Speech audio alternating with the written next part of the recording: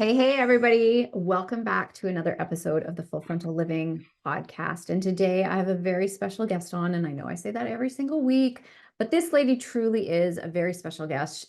Casey and I have known each other for, gosh, I don't even know how long. 10 years, Probably 8 10 years? years, probably something like that. Yeah, Right. We've yeah. collaborated. You have been a client of mine from the past. We've remained friends and colleagues.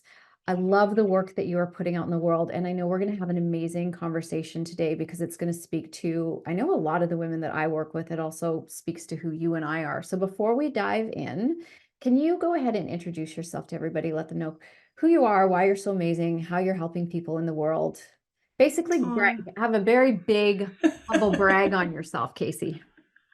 Lisa, thank you so much for having me. It's such a joy to be talking to you. And so I am the host, the facilitator of the Quiet Collective. I'm a business and marketing strategist, and I talk about helping quiet rebels bend the rules legally, of course, so that they can have exponential success in both their lives and businesses. And I talk about my journey because I kind of followed the status quo. I got the corporate job, I worked my way up the career ladder, and eventually when we immigrated to Australia, I decided to take the plunge into entrepreneurship. And so I started my first business, which was a marketing consultancy, and that grew very quickly. I had a team of 5. It was all going swimmingly until one day I was sitting at my desk and I was like, what have I created? I thought this was a dream, and in reality it was a nightmare, right? I was tied to my desk 16, 18 hours a day. I'd gone into business for myself because I wanted the freedom and flexibility to be with my children,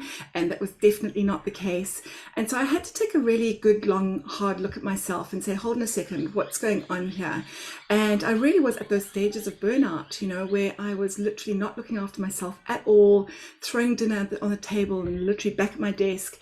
And it was really then that I started my personal development journey, and I realized how introverted I was, how highly sensitive I was, and how I'd really been wearing this pretend extrovert mask for my whole life. And so the business was a reflection of that. And so I chose to burn that business to the ground and start from scratch. And that has now evolved into the Quiet Collective, where we really support other really deeply intuitive, introverted, sensitive women to tap into their own inner quiet and really learn to, first of all, embody and love themselves, and then understand what is their unique gifts, their unique superpowers, their unique skills and strengths that they can bring to the table, and then build a business from that place of alignment so that they don't end up burning out, right? So that they can actually create success on their terms. So that's essentially what we do. So At just the a Quiet little, Collective. so just helping people a little bit.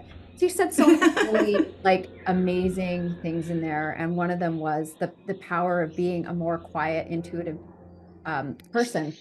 But I can tell you from my own personal experience, like I had a belief for a long time that the people who got the most attention or grew their business the fastest were the ones who were the most extroverted and loudest in the room. And that's never been me. I don't uh, seek to be the center of attention, although I have come to learn that I do like being on stage. I do like doing big, bold, audacious things. But that doesn't mean that I've suddenly turned into an extrovert. I'm still very Right. much an introvert. So can you talk a little bit about the powers that us quiet, introverted, introspective, intuitive people have in terms of, say, growing our businesses or even leading in our own lives? Yeah, absolutely, Lisa. And I want to come to a piece about the visibility and the branding piece too, because I think in business that's really important, and it's one of the key foundations that I teach. But it's really about actually recognizing that this quiet power is such a strength, right? It is such a superpower. I think for the longest time we've viewed introversion or sensitivity as these character flaws, and in fact, I read a definition going back a few years ago. I can't remember which dictionary it was, but they even used the term narcissist as an introvert. I was like, what the hell? Where is this coming from? What is this viewpoint or perception of introversion? And really, when we sit back and we look at it, and thanks to the work of Susan Cain and so many other women who've really dove into this work around introversion, it's, there's so many gifts that we have. And I think one of the things is this deep introspection, right? So being able to take what we see and really process it in a deep way, so that anything that kind of comes out of our mouths is really considered, that we actually have given some thought to, and that's the value that we add to the table. We might be sitting quietly in the corner, but we're deeply actively listening.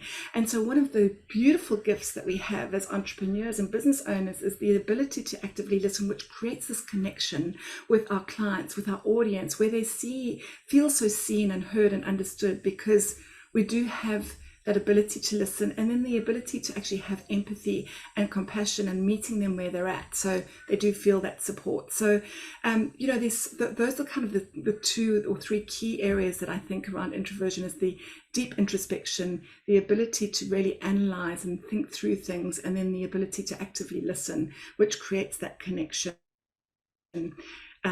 with our audience. So Right. those are kind of the key So pieces. I agree with everything you say there.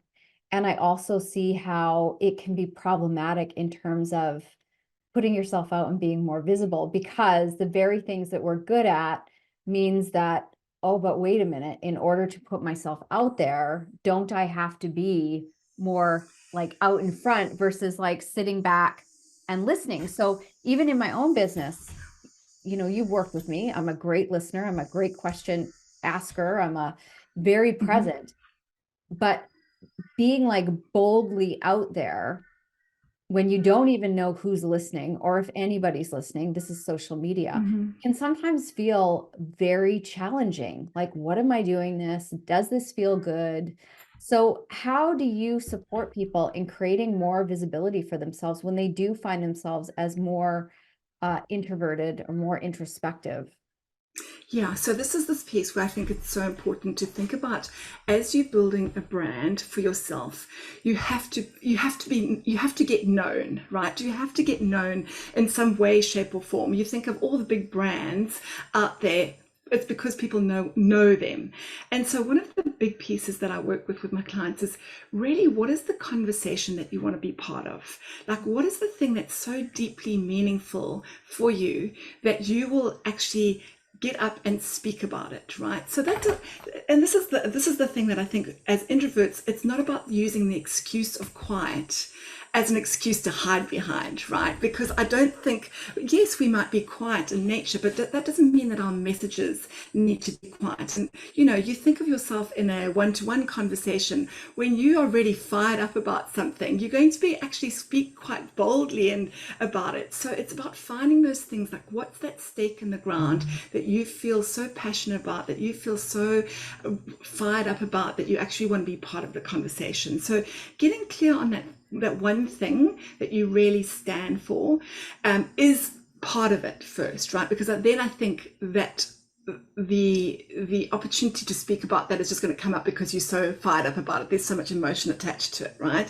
And then the second piece here, Lisa, is actually finding the channels or the tactics that feel good to you. And this is where, we were chatting a little bit offline, where I think we buy into this belief that all of us have to be on social media to get visible. And it's just simply not true. I don't think that you need to be on social media to actually be visible and to build your brand. And of course, there's billions of people on social media, which is fantastic. But in reality, if you work back and you reverse engineer the numbers, how big does your audience actually need to be? We talk about having 1,000 raving fans to actually have $1 million business, right? And so let's challenge those beliefs about having this massive audience to be able to have a profitable and sustainable, successful business. And so finding those channels that feel really good to you, where you can show up and share that message very powerfully, is the key. And that's different for everyone, right? I talk about being marketing model agnostic, because it's really about finding that channel that feels good for you. Like you said, you love being on stage. now that I've worked through some of my stuff around public speaking, actually love to be on stage too, right? And so even for an introvert, if you think about it, if you on stage, you're immediately creating connection with your audience. That's going to stop that little bit of small talk that you have to, you have to navigate all the small talk if you go to a conference. But suddenly, if you're standing on stage, you immediately have that authority, and then there's that thread of connection that you have when you get off the stage to actually start a really deep and meaningful conversation off the back end of that, right? So that really plays into an introvert's strengths, actually. There's so much that you said in there. Like there's so Sorry, much I went off because on a tangent. I'm like, I'm Sorry. trying to make notes. I'm trying to listen. I'm like, oh my God, I want to circle back to that. Because I used to Yeah. say to you, I remember saying into your group one time, we can't use our introversion as an excuse because often it's not about being introverted. It's about the insecurities, the deep beliefs that you have about why you're not putting yourself out there. And I think many of us have these stories, I know I have had, about social media and that we have to be on social media. We have to have a social media presence. And the whole reason I started this podcast was because I was so annoyed that Instagram gave me like what 50, I think it was like 15 seconds at a time. And I'm trying to record this like message that is so important in Right. 15-second intervals. So I was like, screw this. I'm going to start my own podcast as a way to connect with people. So although I am still on social media, for me personally, I show up in my stories because it's easy for me. My team really runs the grid. I do most of my own writing, but I try and stay as far away from it as possible. I want to talk to people in my DMs, but I'm Mm-hmm. not going to burn myself out on social media because I don't love it. It's not my favorite place to be. And I don't, Mm-hmm. Mm-hmm. I believe we need to have a presence. But if my entire business could be built off of referrals, which is really what I'm working towards, I would be a happy girl Mm-hmm. Mm-hmm. if I Mm-hmm. never had to be on social media again. Absolutely. And so this is, yeah, totally, totally right, Lisa. And so this is, I think, also one of the things where we've got to consider why we're using a particular channel too, right? So where you said we have to have a presence, I absolutely agree. And so how I like to split this up is if you're thinking about marketing and visibility, which is all top of the funnel, people don't know that you exist, and your whole objective at the top of the funnel is to get people to know you exist. And we've got to figure that out, right? We've got to actually have some kind of presence. And so how I like to split that up is to say, okay, let's look at your internal visibility. Where is a channel where you can actually build your thought leadership, where you can actually build your credibility? What platform? And so it sounds like even for you, potentially that is Instagram and or the podcast, right? And so that is your place to really build that thought leadership and credibility, so you get known for the thing that you're so passionate about. And then we look at the external visibility, which for me is all about the traffic. Where can you actually go then to actually leverage maybe other people's audiences? You could do paid ads, you could do whatever, it could be organic, whatever that looks like, to actually drive people to your content so that other people are finding you. And I think that's the distinction too, to think about when you are looking at visibility, are you doing it from a thought leadership and a branding perspective, or are you doing it from a traffic perspective? And getting really clear on the distinctions between those two things is important too. Because it really needs to be both and Correct. right? Instead of it's just Correct. one or the other. And that, that has been Correct. something I've learned. You can put yourself out there on social media till the cows come home. That doesn't mean that people are just going to magically show up. There is work Right. involved, which then adds this next layer, which I was telling you about, to this day. If you get me in person, I can pick out my people and we will sit on a couch and we will have a deep conversation. But still to this day, if I hop on a Zoom with someone that I don't know to get to know them, it feels like the most awkward and uncomfortable thing because that physical, I'm such a kinesthetic person, I'm such a reader of Mm-hmm. energy. We don't get that on Zoom. So you and I have worked together for a long time. So I know you really well. So this is easy for me.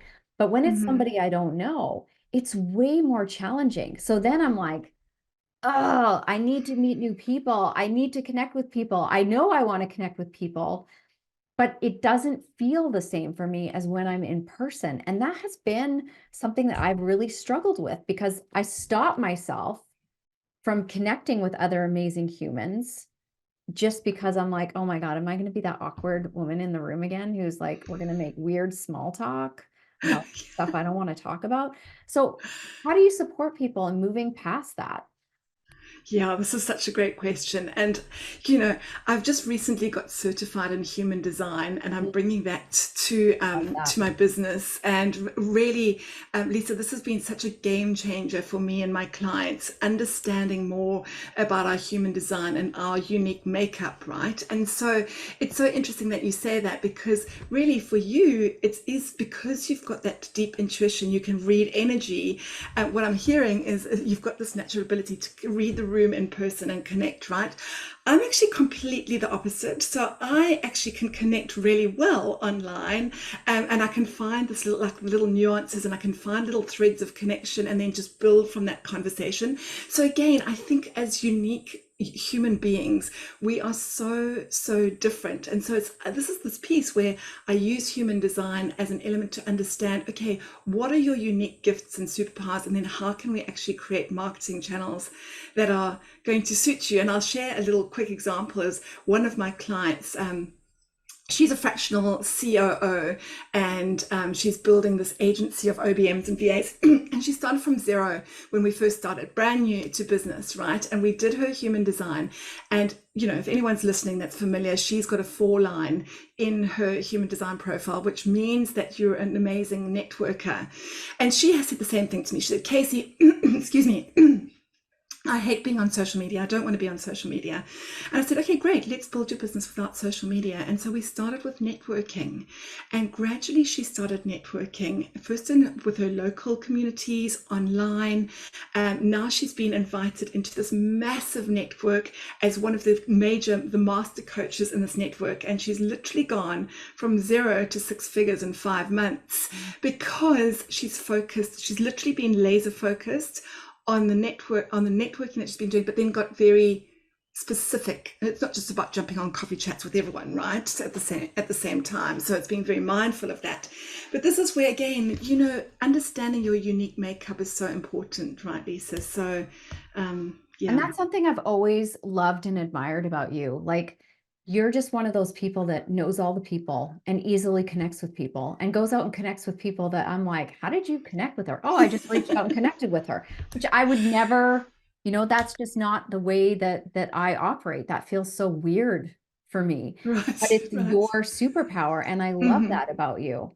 And even with human design, because I never get married to any of these things like Myers-Briggs human Right. design, right? Like, use them as tools, use them as data. But one of the Correct. things that I know with my human design, because I'm a manifesting generator, is I'm really good at responding. So this is where social media can be a problem, because if I don't get that external feedback from people, if I don't have people DMing me, it's not about external validation. I don't need that. It's about my ability to respond to other people. That gets me excited. And when that's not there, I feel like I'm standing on a mountaintop going like, yodeling Yeah, into the wind, totally. and nobody's listening. Right. Meanwhile, knowing like, hey, this is an important message. And how do I continue to show up when certain things that I need in order to thrive aren't kind of working? And that's the downside of social. But even on the podcast, and this is why for years I've done solo episodes, right? It's Mm-hmm. mainly me and me, occasionally guests. The reason that I'm doing a series of guests now is because after the year I had, I'm like, wow, I feel really tapped out. So I'm going to talk to all the interesting people I know. I'm going to celebrate them. I'm going to put them out on my stage. And this is bringing me so much joy because it's not on me right now to create content. And the flip side is you guys get to go out and share it with your audience as well. So it's still like this amazing win-win. And I get to have these phenomenal conversations with people I love and learn. So it's a great, it's a great opportunity for me outside of social media as well. This is such a good point, and spoken like a true manifesting generator as well, right? Because and side note, I totally agree. Let's not get hung up on any of the labels, and let's use them as tools, because again, hanging up your hat as I'm an introvert, I'm an HSP, I'm a blah blah blah, I'm human design, whatever it is really important. Let's use these tools and see how we can actually make them work for us. But you talked about joy, right, Lisa? And for manifesting generators, I'm also a manifesting generator. We're born to love what we do and do what we love, right? And so even as you hear that, you can hear the joy in your voice. It's like, this is such a win-win-win for everybody. And so when we're doing work that we love, it doesn't even feel like work, which then raises our energetic frequency and attracts more into our life too, right? So I'm all about that. The challenging part about being a manifesting generator, and I don't know if you've come across this yet for yourself, but one of the hardest things, especially with this year, is letting go of things that I've loved that no longer align with me, and not getting in the stories of, but I should hold on to this, because so Right. many different things become part of my identity, right? Like I give myself over to them and I love it and I'm all in. And now I'm like, wow, I'm all out, but I'm not totally all out, right? Like, so for instance, I'm no Mm-hmm. longer competing. I'm no longer training like an athlete, so to speak, right? Like I've really pulled back because I'm in my soft phase of life. Mm-hmm. I'm in my Mm-hmm. soft phase of life right now, which is really cool. And I'm doing other things that I wanted to do for a long time, like traveling. But that shift of like, wow, I love this. And now I don't love it anymore. And I need to shift. I used to love recording my solo episodes for my podcast. Like they would just literally come to me from the heavens, and I couldn't record enough. I had so much to say. And now I'm like, wow, that's not happening. So I need to shift, Mm. and not making like judgments about it, not making it wrong, just being able to pivot. And, we talked about this, not like being willing to not fit in, like being willing to not fit in. And I think a big part of us more quiet folks, it's part of our job is to go the opposite direction from what everybody else is doing. And that's the path to our success. It's not following like other people's game plans, but really finding what speaks to us. Absolutely, 1000%. And I think this is like, again, we've got to do the inner work to unpack all the shoulds and have tos and musts, and because we're so wired to fit in, right? And yet at the same time, I talk to so many of my clients, and they talk to me, I feel like the black sheep of the family. I feel like the odd one out. I feel like the weirdo, right? And this is why I talk about quiet rebels actually bending the rules, because I think it's so important and I think so many of us have actually covered that up with this whole idea of being the good girl too. So we actually deeply have this inner quiet rebel sitting underneath the surface, but it's actually unpacking all the layers of conditioning that we've had to do to actually tap into that. And so I really do believe that that's where the innovation comes from, though, too, right? And so being able to actually this is why I talk, Lisa, about, I really believe that women are going to heal and lead the world, especially the quiet ones, because when we can get brave enough to actually tap into that inner quiet power, we are really unstoppable. And it's about actually having the support around us to be able to actually have the courage to bend the rules and carve new paths, because not only is that going to fuel us and feed us, but it's actually going to serve the greater good as well. So I think there's so much in that, where we've got to, I worked with you. I've been doing this work since that kind of breakdown moment where I was like, holy moly, I've been living this pretend life for my whole life, and who actually am I at my core? And so, there's been onion layers and onion layers and onion layers of unpacking to get me to this point. But, it's just so important, if we really hear, and we've got this deep knowing that we're here to actually make an impact and to leave a legacy and to actually change something in the world, we've got to be able to actually bring our belonging to ourselves first, accept ourselves for who we are, and then bring that belonging to the room, whatever that room looks like, and being bold enough to actually stand in that Right. power as And well, that right? belonging to ourselves is so important, because when we are not belonging to ourselves, it looks like self-abandonment. It looks like not Totally. doing the things that really light us up, not putting ourselves out there, hiding, being in our, pleaser, caretaker roles. And this work to put yourself out there requires a tremendous amount of vulnerability, tremendous amount of courage, as you said. How do you support the women that you work with cultivating deeper levels of courage and vulnerability so that they can go out there and stand powerfully in the message that they have and have the conversations that they want to be part of? Because that's a big part of visibility. It's a huge piece, right? And I think one of, talking about my gifts and my superpowers, Lisa, one of the gifts that I have apart from connection is this ability to create a really safe space. And so inside these group containers, I am very mindful about who actually comes into these rooms, right? Because I want to be able to create the safe space where you feel safe enough to actually take off all those masks and start to show up vulnerably for yourself. So inside those rooms, it's like these baby steps, right? It's let's get vulnerable in these rooms first and start sharing.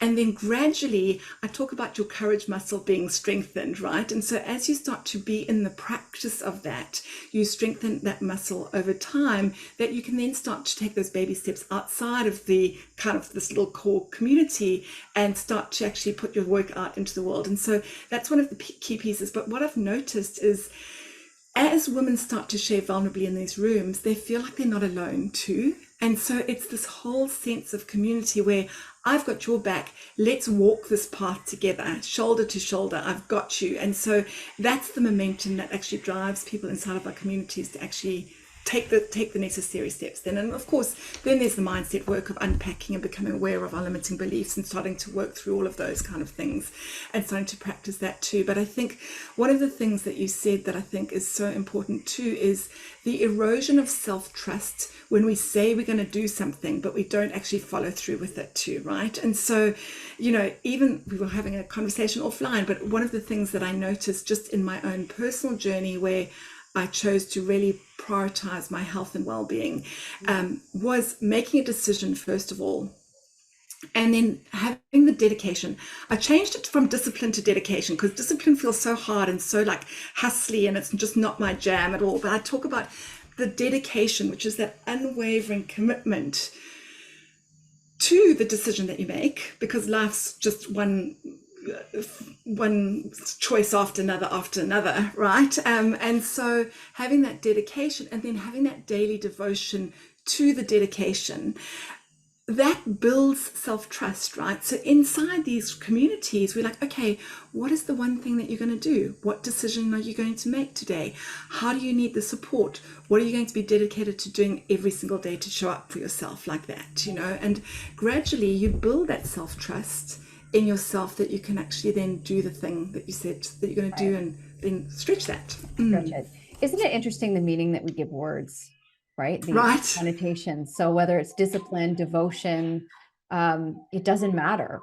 What it all Right. comes down to, though, is how do you want to show up for yourself? And you made such a great point there because I talk a lot about self-integrity. And many of the women that I work with and that you work with, they're really good at being in integrity with other people. Totally. Really struggle with being in integrity with themselves. And what I've watched with you, and I know this to be true because this is how I work with my clients, is until they start to prioritize themselves and they start keeping the promises that they make to themselves about their health and well-being, whether it's their physical or their emotional well-being, hopefully both, not much is going to change in their external environment, right? You cannot grow your business if you are not growing yourself. You cannot trust yourself in your business if you cannot trust yourself to take care of yourself. And this is what it really comes down to. So when you said what you were really saying was you have to decide before you decide, because otherwise, like I'm also in this phase right now. I was talking about this earlier of my I don't feel like I'm in my soft phase. I'm in my I don't feel like it phase. And even in my I don't feel like it phase, I have to parent that part of me that doesn't feel like it. So although I'm not training at the level I used to be training at, not training is not an option because I don't feel like it. Because taking care of myself is part of my physical and emotional hygiene, and it's non-negotiable. So I can scale it back. I can change how many days I'm training, but how I eat, how I sleep, how I move, how I connect, those foundational pieces of caring for myself, they are not on the table to negotiate with. Because if they are not in place, I cannot show up with a clear head, solid and grounded in my business, ready to trust myself to make the decisions that I need to make as I grow my business or put myself out there, right? Like you cannot be courageous if you haven't had a good night's sleep. You cannot be Mhm. courageous if you fed yourself garbage food and you're constantly criticizing how your body looks or feel. It's Totally. not possible. So I've loved watching your journey of really having that like click for you Mm. and how that's changed everything that's going on around you. So massive, right, Lisa? And again, like it only clicks when it clicks, you know. It's I so hard. know. I I can just know. say I can say in hindsight, I'm like, okay, now I know, right? But it's this whole piece, you know, yeah, it has to click for you, and I think your time will come when it clicks for you, right? But again, being committed to the journey is so important, right, too. So I think, you know, one thing that I'm really proud of for myself is the resilience to continue to show up, even if, or even when I didn't know where I was going, or even when I didn't know what was happening, right? And I think that's a big part. But you know, this piece around really letting it, you know, I think so many women feel like you logically know in your head this stuff, but when I'm talking about it actually clicking, it moves from your head Your into body. your body, right? And that's when you like, ah, oh, I feel this, I know this. This is like, it's almost like a coming home moment. And there's all these, like, so many layers to all of that, right? But that's the piece where I'm just like, okay, um, I think this is important, but you said something about making the decision before the decision. So it's actually making those commitments to yourself around the non-negotiable foundational things that if you keep showing up for yourself in that with the resilience, it's going to land, Yeah. right? You have to decide before you decide. Like, I know I'm going to Yeah. the gym tomorrow. The decision's already Mm-hmm. made. So I'm not trying Correct. to make the decision tomorrow. I already know what the commitment is. And I Mm. think a big part of getting to that place where it gets out of your head and drops into your body is it takes the ability to be honest with yourself, a lot of self-reflection, and really being curious about the resistance that you have to stepping into taking up space in your life, to mattering more in your life. And this is for a lot of people who are more quiet. They've learned that that's the way to be. And when Correct. you are a quiet person, you don't take up space. You learn to get small. You learn to not matter. So it's breaking down that barriers of the things that are holding you back. So you don't have to change into an extrovert. It's not about that. It's Mm-mm. understanding you can be quiet and not live a small life anymore There you because go. you're choosing to step into more. But it really does take, it takes that awareness or having those conversations to look at what is the resistance and more importantly, the cost, right? The cost when we don't prioritize ourselves, the cost to our business, the cost to our relationships, the cost to our health. Like we get one life and one day you're going to leave Mm-hmm. the planet. And if you've been listening to the podcast for any length of time, like a big thing that I talk about now, not to be morbid, but I have less days in front of me than behind me now. That's just math. That is I math. hear you. I I hear you on don't, that one. I do not have time to play small anymore. And when I am committed to taking care of myself, when you're committed to taking care of yourself, I'm rolling the dice in my favor that I'm going to have more years to make the impact that I want to make.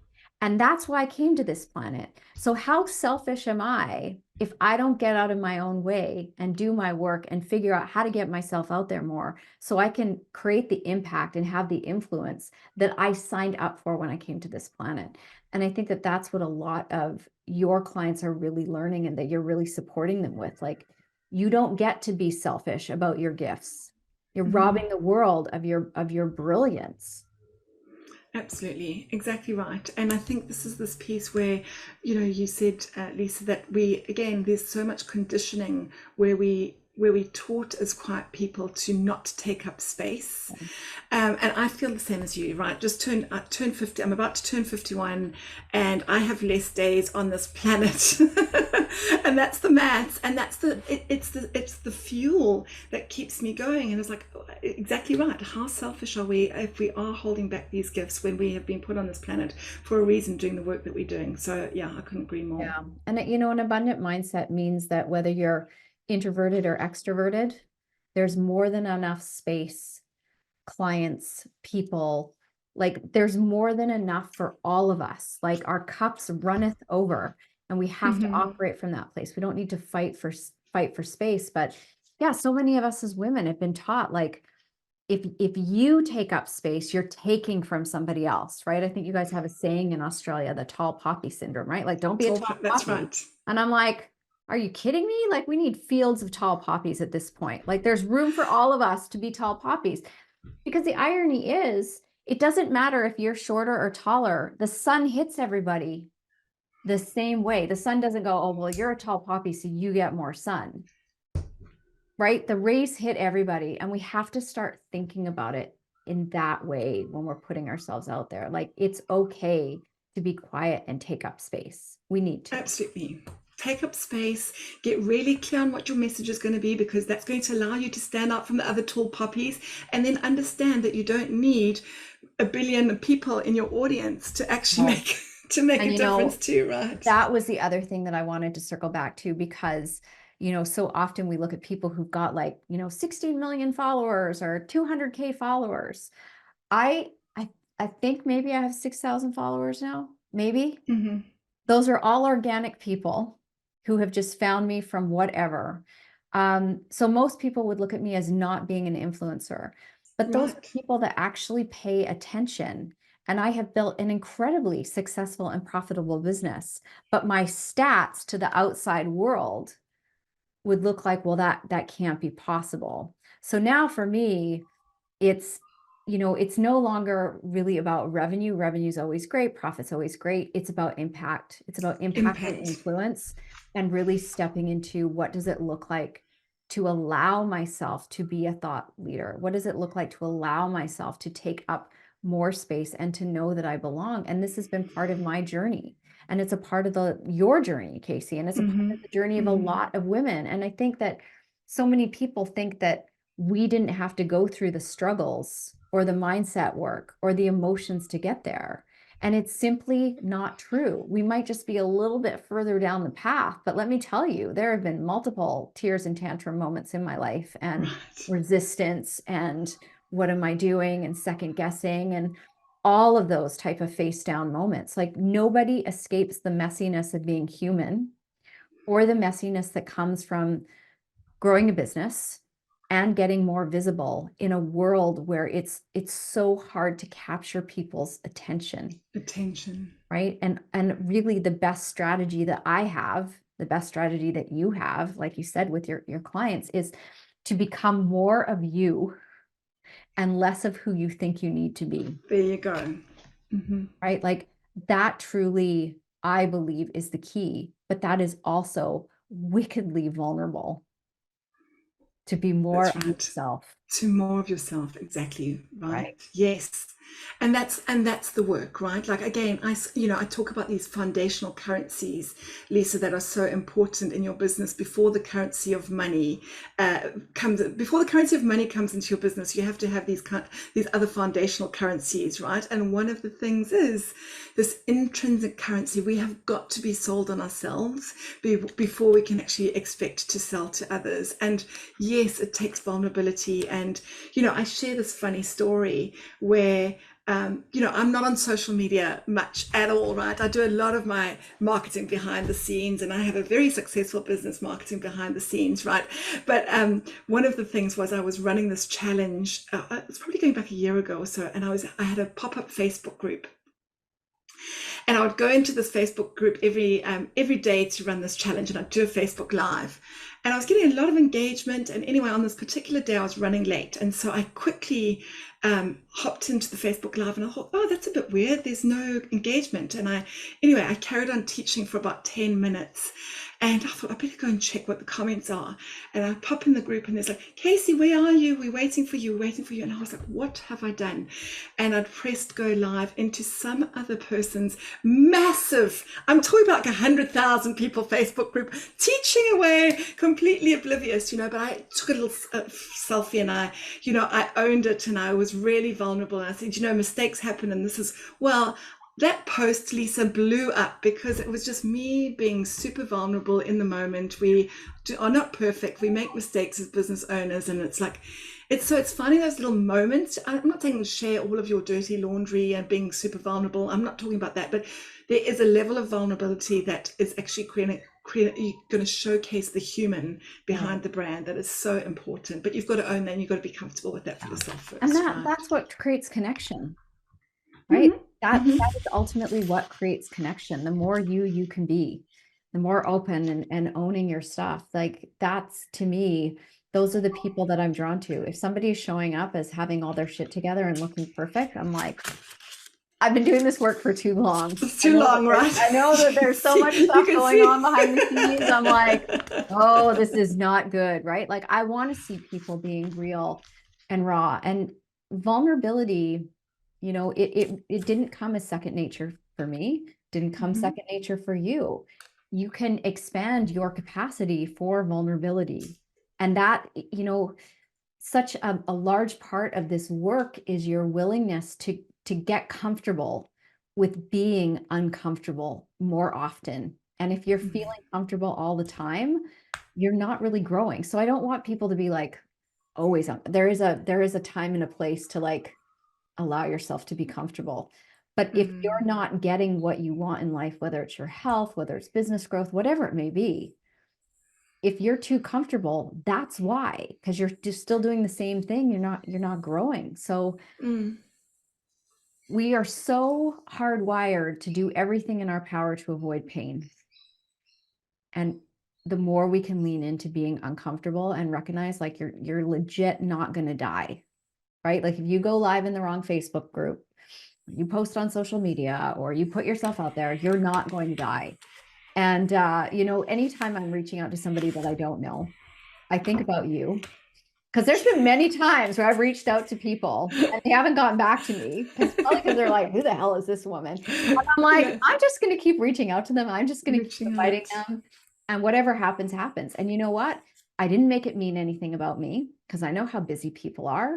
Just because somebody doesn't get back to me doesn't mean they think that I'm garbage or that they don't want to talk to me. Like, I know what my inbox looks like. So also get to choose the stories that we tell ourselves that either help us or hurt us. And I think that that's part of being vulnerable as well, is just being open with ourselves around, what am I making this mean? And do I have to make it mean this? Totally. Oh my gosh, there's so much in that, Lisa, that I'd love to share, but I'll share another little story about follow-up, right? Because I think this is the thing, right? We make it mean so much. We were doing inside my group program, we were doing some sales role play the other day, and I got this feedback where they were like, I'm so scared to do this.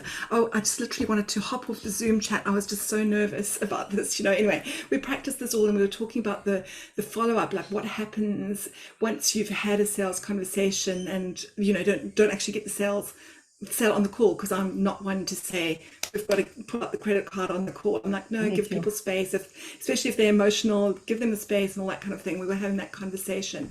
And one of the things about follow-up is, like you rightly said, people are so busy that they actually appreciate the follow-up, right? And so if you're really wanting to connect with someone, don't be shy to keep following up. Don't make it mean, oh, this person doesn't want to do anything.